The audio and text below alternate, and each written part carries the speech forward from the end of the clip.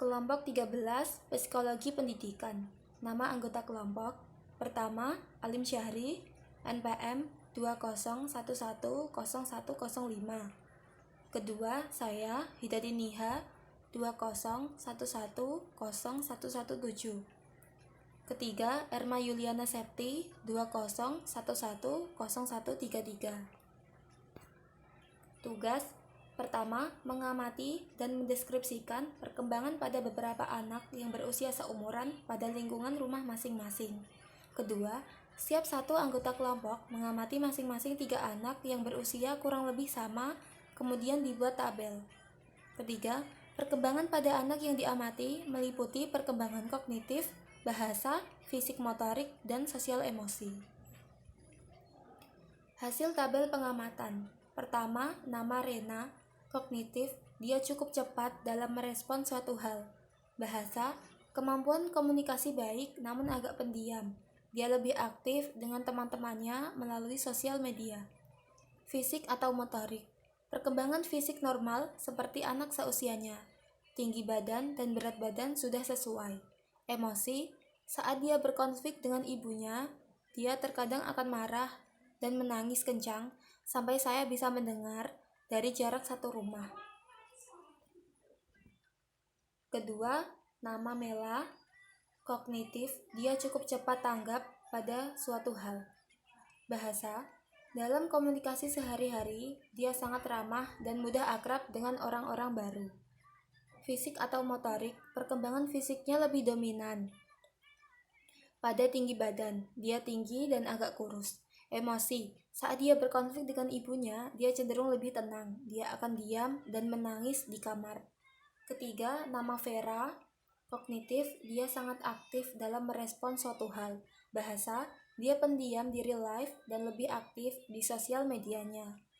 Fisik atau motorik, perkembangan fisiknya lebih dominan pada berat badan. Emosi, dia cenderung lebih tenang saat sedang berkonflik dengan siapapun. Demikian hasil pengamatan dari saya, Hidati Niha. Terima kasih. Baik, selanjutnya pengamatan terhadap anak yang saya lakukan, yaitu Aini. Dari segi kognitif, Aini merupakan anak yang lumayan cerdas di dalam kelasnya. Dia memiliki kemampuan berpikir yang lumayan baik, namun Aini tidak terlalu suka mengembangkan ide-idenya. Yang kedua, aspek fisik atau motorik. Untuk seusia Aini yang menginjak kelas 3 SMA, Aini dapat dikatakan bertumbuh dengan baik seusianya. Kemudian dari segi bahasa, Aini lebih berkomunikasi dengan baik dengan orang lain. Namun penggunaan bahasa yang bisa dikatakan agak sedikit kasar ketika lawan bicaranya lebih tua. Kemudian dari segi emosi, Aini adalah anak yang dapat dikategorikan sebagai anak yang bisa mengontrol sosial emosinya. Dia lebih cenderung bodoh amat dengan omongan orang.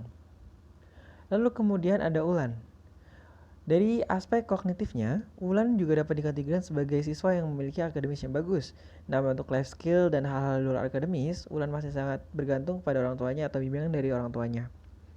Kemudian dari segi bahasa, Ulan masih agak kesulitan berkomunikasi karena masih agak memiliki rasa canggung ketika bertemu dengan orang lain.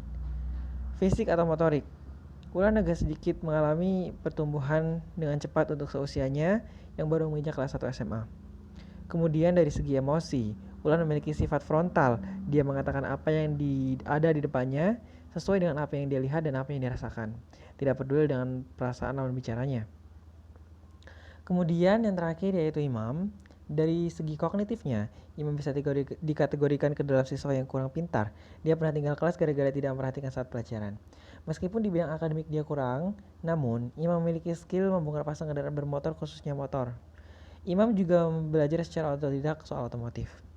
Kemudian dari segi bahasa, Imam adalah social butterfly. Dengan kata lain, Imam sangat cakap untuk berbicara dengan orang lain meskipun dia masih menginjak usia yang muda.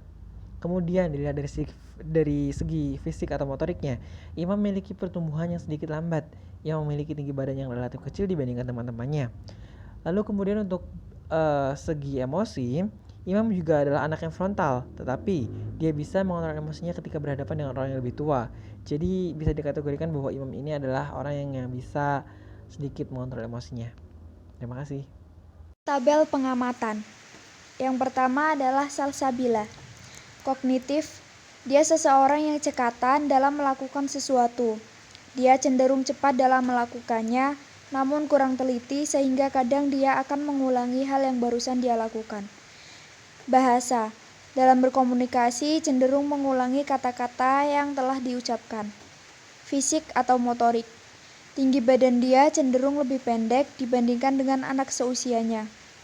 Sosial emosi, ketika dalam forum dia cenderung diam walau dia memiliki pendapat. Yang kedua adalah Abid. Kognitif, dalam berpikir dia tidak lemot, mudah menangkap sesuatu yang disampaikan oleh lawan bicaranya. Bahasa, dia jarang berbicara, hanya ketika ditanya dia akan berbicara. Kosakata yang dia kuasai sudah sesuai dengan seumuran dia. Ketika mengobrol, dia cenderung pendiam, namun bisa menyesuaikan lawan bicara. Fisik atau motorik, Abid mengalami pertumbuhan yang sesuai dengan usianya. Sosial emosi, dia gampang tersulut emosi ketika ada sesuatu yang dia rasa kurang sesuai dengan apa yang dia mau. Contohnya ketika dia ingin pergi bermain dan ibunya melarang, maka dia akan langsung marah-marah dan memilih mengabaikan ibunya. Yang ketiga adalah Arin. Kognitif, cara berpikir dia tidak lemot, mudah menangkap hal yang dibahas namun mudah melupakannya. Dia tipe orang yang mendiam di antara teman-temannya. Bahasa, dalam berbahasa dia sudah sesuai dengan anak seumuran dia. Memiliki kosakata baru sehingga dalam berkomunikasi dia cukup mudah atau nyambung. Fisik atau motorik, tinggi badan dia sudah sesuai dengan perkembangan anak seusianya. Namun dia memiliki tubuh yang lebih tinggi dan memiliki badan yang lebih berisi.